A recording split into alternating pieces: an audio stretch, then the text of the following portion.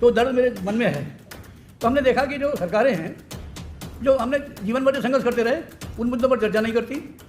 जो हम सवाल उठाते रहे उनका जवाब नहीं देती। सरकार क्यों रिजेक्ट कर देनी चाहिए? सरकार रिजेक्ट के लायक है क्योंकि झूठ बोलती है, झूठे वादे करती हैं, लोगों पर बेइंतहा जुल्म करती है और उसका कोई सफाई देना नहीं चाहती। कि ऐसी सरकार जो देश के अपने नागरिकों की बात सुनना तो दूर, उनको एक शहर में भी नहीं घुसने दे रही जो देश की राजधानी है। इसलिए हमने इसको लिखा है और वो बातें इसमें लिखी हैं जो जनता महसूस करती है, जनता उसे चाहती है। इसलिए मैंने इसका नाम जो है जनता का राष्ट्रीय आर्थिक सामाजिक घोषणा पत्र कहा। हाई कोर्ट के जज दे रहे हैं और लोअर जुडिशरी के जजों को नहीं मिल रहा, सेना को मिल रहा, अर्धसैनिक बलों को नहीं मिल रहा, सिपाहियों को, पुलिस वालों को भी नहीं मिलता, मिलता था ये सालों को भी नहीं अब तो। लेकिन हम ये कह रहे हैं कि आप तो कह रहे थे हिंदुस्तान में संविधान में सब नागरिक बराबर हैं। कहाँ है बराबरी? क्यों नहीं बनाया एक कानून? ये हमारी लड़ाई है। कौन कौन समर्थन करते हैं सबको एक सी पेंशन मिलनी चाहिए? मोदी जी की पॉलिसी है। अब पहले लोगों को बताया गुजरात मॉडल लाएंगे, गुजरात मॉडल में 24 घंटे बिजली आएगी। ये नहीं बताया कि गुजरात मॉडल में एक चीज़ और भी है। उसमें यह है कि पहले जो भी नौकरी लगेगी पहले कॉन्ट्रैक्ट पर होगी, 4-5 साल कॉन्ट्रैक्ट पर रहेगा, चमचागिरी करेगा तो ठीक है, नहीं तो निकालेंगे। साथी जो अपना समय कीमती निकाल कर आए हैं उन सभी का धन्यवाद करते हुए मैं ये बताना चाहता हूँ, जैसा डॉक्टर साहब ने भी कहा कि ये कोई घर में बैठ के लिखी हुई कहानी नहीं है। ये हिंदुस्तान के जनता के जो संघर्ष चलते रहे और जिसमें मैं किसी में प्रत्यक्ष किसी में अप्रत्यक्ष शामिल रहा और अच्छा रीडर रहा मैं, तो उसमें से जो मुझे महसूस हुआ वो मैंने इसमें लिखने की कोशिश की है। कुछ चीज़ें इसमें छूट भी गई हैं जो लिखी जानी चाहिए थी, और ऐसा इसमें कुछ नहीं है जो किसी का अपमान करता हो। सच लिखा गया है और पब्लिक की तरफ से लिखा गया है। मैं अपने समझिए बचपन में प्राइमरी क्लास से लेके और एमए तक जब तक पढ़ा, एक्टिव छात्र रहा, पढ़ने में भी अच्छा रहा। 12वीं में मैंने यूपी टॉप की और छात्र नेता में भी रहा और बढ़िया से हमने संघर्ष में भाग लिया था। फिर हम जो है नौकरी में चले गए, नौकरी में हम कर्मचारी नेता भी रहे, कर्मचारियों की लड़ाई लड़ी। उसके बाद हम रिटायर हो गए 21 में। तो हम किसान थे, किसान जीवन में लौट गए और रिटायर हो गए। उसी दौरान हमें पेंशन आंदोलन में भी भाग लिया। पेंशन आंदोलन में भाग लेते हुए हमारे सामने एक नैतिक सवाल भी खड़ा हुआ कि जब हम जो पैसा लेते हैं पेंशन से, मुझे 70,000 रुपये मिलते हैं, तो मुझे भी पब्लिक फंड से मिल रहे हैं। तो जो हमारे जूनियर हैं जिन्होंने कुछ दिन बाद ज्वाइन कर लिया और तो कोई अपराध किया नहीं, तो जिन्होंने 2004 से पहले ज्वाइन कर लिया वो पेंशन के हकदार हो गए, जिन्होंने बाद में कर लिया 5 से वो नहीं हकदार हो गए। तो ये सवाल हमारे सबके सामने है, मेरे सामने भी था कि भाई ये सबको मिलनी चाहिए पेंशन। उसी दौरान इनका आंदोलन थोड़ा तेज़ी पकड़ा और जामिया मिलिया में एक प्रोग्राम में मैं शामिल हुआ। बंधु जी ने हमें इसका संरक्षक बनाया। तो फिर हमने इसकी संरक्षक होने का जिम्मेदारी का एहसास किया और उसे निभाया। पीछे जून के महीना में इन्होंने एक यात्रा आयोजित की जो बिहार से शुरू हुई, चंपारण से, और यूपी के कुछ जिलों में होती हुई उत्तराखंड गई, उत्तराखंड से भी इधर घूमती यूपी में मध्य प्रदेश गई और महाराष्ट्र तक गई, फिर दिल्ली में राजघाट पे उसका समापन हुआ। बहुत गर्मी थी, बेहिसाब गर्मी, और मैं, बंधु जी, कमल उसरी जी और बहुत सारे एनपीएस के साथी भाई बहन हमारे उसमें लगे। वो जो ऑफिस में जो मैंने 34 साल पास किए थे, जो उसमें रंग थोड़ा वैसा हो गया था, सॉफ्ट टाइप का, वो सारा फिर से काला हो गया, अभी वैसा ही है। तो दर्द मेरे मन में है। तो हमने देखा कि जो सरकारें हैं, जो हमने जीवन भर जो संघर्ष करते रहे, उन मुद्दों पर चर्चा नहीं करती। जो हम सवाल उठाते रहे उनका जवाब नहीं देती। घोषणा पत्र जारी करते हैं, फिर पब्लिक की समस्याएं नहीं रखती। तो फिर पब्लिक क्या है? बस वो जो बोलेंगे सुनता रहे और बाद में अपना बोर्ड लो, इधर उधर ठग ठगा कर चले जाएंगे और कुछ नहीं होगा। तो हमने मन में बनाया कि ये ऐसे चलेगा नहीं। 18वीं लोकसभा हम अब चुनाव होने वाला है, फिर वही किस्सा है। तो हमने इसका जनता का घोषणा पत्र लिखा, और घोषणा पत्र जब लिखा तो उसकी ये ज़रूरत भी थी कि जो हम पिछले 8-10 सालों में सरकार देख रहे हैं, वर्तमान सरकार जैसे हम कहेंगे, उसके कारनामों का भी आकलन किया जाए। वो हमने किया। तो मैं किसान हूँ पारिवारिक तौर पर, नौकरी में रहा, नौकरी पेशा हूँ तो नौकरी वालों को भी समस्या पता है, पेंशनधारी हूँ तो पेंशन वाला भी पता है, और अब दोबारा से हम नागरिक बन गए, सीनियर वरिष्ठ नागरिक। तो उसमें मुझे क्या करना है, उसमें मैंने उस फर्ज को अदा करने के लिए ये लिखा है, ये मेरा प्रयास है। इसमें हमने उसका आकलन के साथ साथ ये भी बताया कि भाई ये सरकार क्यों रिजेक्ट कर देनी चाहिए।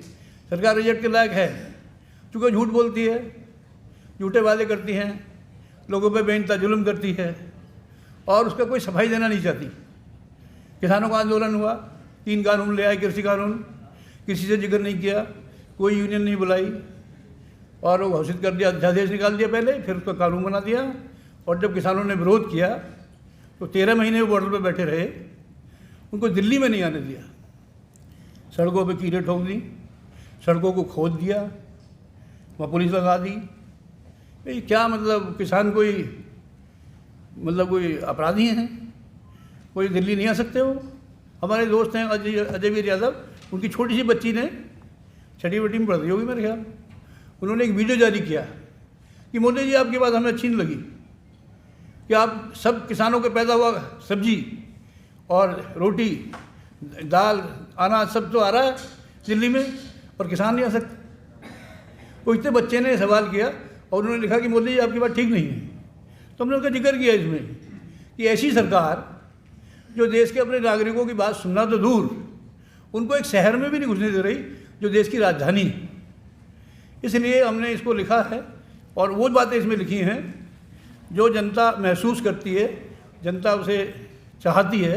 इसलिए मैंने इसका नाम जो है जनता का राष्ट्रीय आर्थिक सामाजिक घोषणा पत्र कहा। इसमें ऐसी कुछ बातें हैं जिसको केवल जनता ही कह सकती है और मैंने तो उसे लिपिबद्ध किया केवल, लेकिन मैं ये बात चर्चा में सुनता रहता हूँ, वही बातें इसमें हैं। इन बातों को कोई भी कारपोरेट की पार्टी, इलेक्टोरल फंड से चलने वाली पार्टियाँ वो नहीं कह सकेंगी। इसलिए ये जनता का घोषणा पत्र है और हम चाहेंगे कि देश में कैंपेन चलाएं और लोगों से कहें कि जिसमें आपकी बात नहीं है आप ऐसे घोषणा पत्रों को खारिज करो, जनता के घोषणा पत्र के समर्थन में वोट दो, जात बिरादरी और संप्रदाय से कुछ ना मिलेगा। तो हमने इसमें सभी वर्गों को शामिल किया है, जो नौकरी वाले हैं, खेती वाले हैं, खेतिहर मजदूर हैं, बेरोजगार युवा हैं, छात्र हैं, सभी का अध्ययन करके एक घोषणा पत्र मैंने बनाया है, आपके हाथ में है, पढ़िए इसको।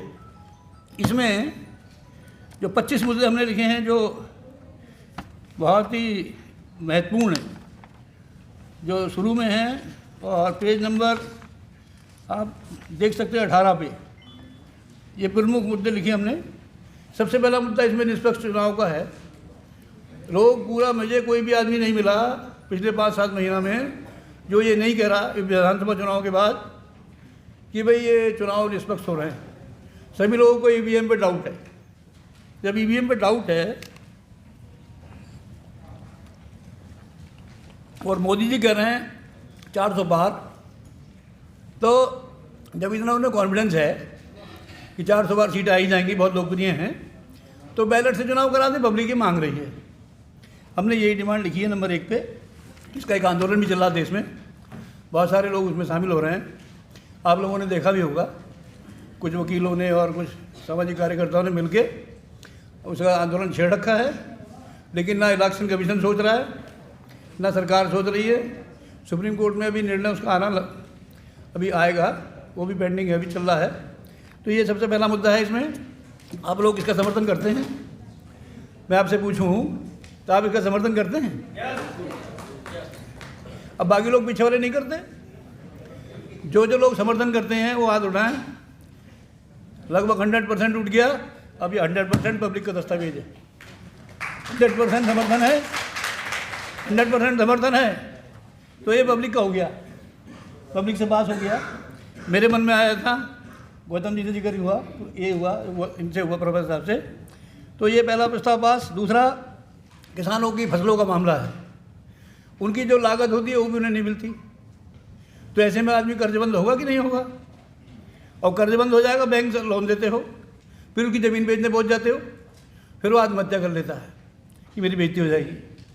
तो इसके लिए हमने कहा कि एमएसपी गारंटी कानून लागू हो और स्वामीनाथन आयोग की रिपोर्ट के अनुसार मूल्य तय हो। ये वादा मोदी जी ने सन 2014 के चुनाव में किया था, और सब ऐसे कोई मीटिंग उन्होंने नहीं की जिसमें उन्होंने जोर जोर से नहीं बोला कि हम जो स्वामीनाथन आयोग की रिपोर्ट लागू करेंगे, 50% प्रॉफिट देके कीमत तय करेंगे और इसे लागू करेंगे। लेकिन थोड़े दिन बाद ये जो फिक्की वाले संगठन हैं, इन्होंने केस डाल दिया सुप्रीम कोर्ट में, और मोदी सरकार ने ये एफिडेविट दिया कि ये लागू नहीं हो सकता, एमएसपी कानून लागू नहीं हो सकता, स्वामीनाथन आयोग की रिपोर्ट लागू नहीं हो सकती। लेकिन इसके लिए किसानों ने यह मोर्चा खोल के 13 महीने बॉर्डर पे आंदोलन किया, 750 किसान मर गए। तो 750 किसानों की जो मौत हुई, शहादत हुई, वो देश का सवाल है। इसलिए ये जनता का मुद्दा है, ये मुद्दा नंबर 2 है। आप इसका समर्थन करते हैं? करते हैं। तीसरा मुद्दा इसमें गन्ने के भुगतान का है। गन्ने का भुगतान नहीं करते, उसका रेट भी नहीं लिखते, 2 साल से यही हो रहा है। उसके बाद में गन्ना का मांगने जाते हैं तो किसानों को मारते हैं, डंडा लेके पुलिस आ जाती है जैसे इनको भुगतान करना हो। और कोई भी चीज़ दुनिया में और भारत में भी जाते हैं, चीज़ लेंगे पैसा देंगे, आप जाते हो सड़क पे, टोल टैक्स पहले जमा करना पड़ता है एडवांस, रेल का टिकट लेते हैं एडवांस देना पड़ता है, हवाई जहाज़ का टिकट लेते हैं तो एडवांस देना पड़ता है, डॉक्टर पे अपने बच्चे को दिखाने जाएँ, खुद को दिखाने जाएँ, माँ बाप को दिखाने जाएँ, पहले पर्चा कट जाता है, वकील से कंसल्टेंसी का भी पैसा लगता है, दवाई से सामान लेते रहता है कि नहीं? तो फिर किसान ने क्या गुनाह किया? क्या वो देश का नागरिक नहीं है? तो ये सवाल अकेले किसानों का नहीं है, ये हम सबका भी है।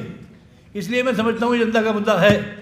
आप में से कौन कौन चाहते हैं कि भाई किसानों को गन्ना तुलते ही पेमेंट मिल जाना चाहिए? सब। ये मुद्दा भी जनता का मुद्दा है। चौथा मुद्दा ऐसा है जिसने मुझे इसे लिखने के लिए बाध्य किया, वो है पेंशन। अब जो आदमी पूरी ज़िंदगी नौकरी करेगा, बॉर्डर पे ड्यूटी करेगा, कहीं लद्दाख में करेगा, कहीं राजस्थान बीकानेर में करेगा, आप उसको नौकरी रिटायर होने के बाद उसको पेंशन नहीं देंगे। लोग तो अपने पशुओं को भी रखते हैं घर पे, आप उससे पशुओं से बदतर मानते हैं आदमी को। तो इसमें मैं इनका समर्थन पहले से करता रहा हूँ। इस आंदोलन में मैंने भाग भी लिया, और हमने 1 अक्टूबर को रैली की, तभी मैंने बहुत मेहनत की थी। और ये रामलीला मैदान जब से है, तब से लेके आज तक इतनी भीड़ वहाँ कभी नहीं आई। रिकॉर्ड टूट गया। BBC लंदन से खबर आई, यहाँ के यूट्यूबर्स ने लोकतंत्र की लाज रखी, मीडिया वाले जो नेशनल मीडिया वाले नहीं आए थे। फिर बंधु जी ने उसमें बहुत ही इनका मजाक उड़ाते हुए कहा था कि जो एक कुत्ता नाली में अगर गिर जाए तो उसमें वो लगाते पहुँचाते पिक्चर बनाने, कुत्ता गिर गया, अब निकल रहा है, अब वो टांगे मार रहा है। तो इनको बेशर्मों को कुछ को आई शर्म, और उस पर कुछ लिखा। फिर वो 4 बजे के बाद खबर बनी। तो इतनी बड़ी रैली हुई, कर्मचारियों ने की, 10 लाख कर्मचारी लगभग आया था। तो आपको कोई शर्म नहीं है कि इतने लोग आके आपसे कह रहे हैं, तो आपको इसमें विचार नहीं करना चाहिए? मोदी ने क्या किया? मोदी सरकार ने किया, एक कमेटी बनाई और एक उसको कहा कि NPS को रिव्यू करना है। NPS को ऐसे बनाना जो स्वीकार्य हो जाए, मतलब एक धोखा फिर देना है। NPS जो है पेंशन की नीति है ही नहीं। NPS क्या है? मजदूर किसानों से, कर्मचारियों से, ये किसानों के बच्चे ही हैं, उनकी जो सैलरी मिलती है उस सैलरी में से कंपलसरी शेयर मनी निकालनी है, और निकाल के वो इनको उद्योगों में दे देनी है। और वो डूब जाए शेयर मनी तो कोई बात ही नहीं, वो डूब जाता था शेयर, सरकार की कोई जिम्मेदारी उसकी नहीं है।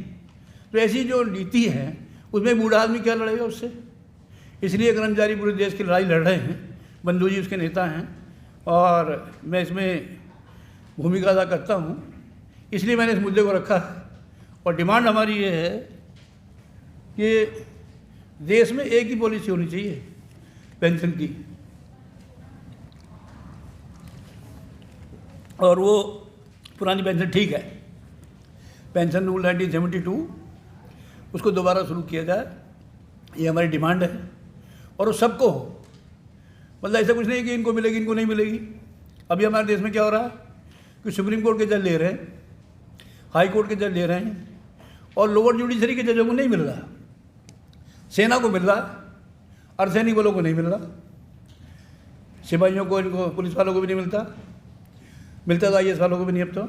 लेकिन हम ये कह रहे हैं कि आप तो कह रहे थे हिंदुस्तान में संविधान में सब नागरिक बराबर हैं, कहाँ है बराबरी? क्यों नहीं बनाया एक कानून? ये हमारी लड़ाई है। कौन कौन समर्थन करते हैं सबको एक सी पेंशन मिलनी चाहिए? फिर कहता हूँ जनता का मुद्दा है और जनता को होना पड़ रही है।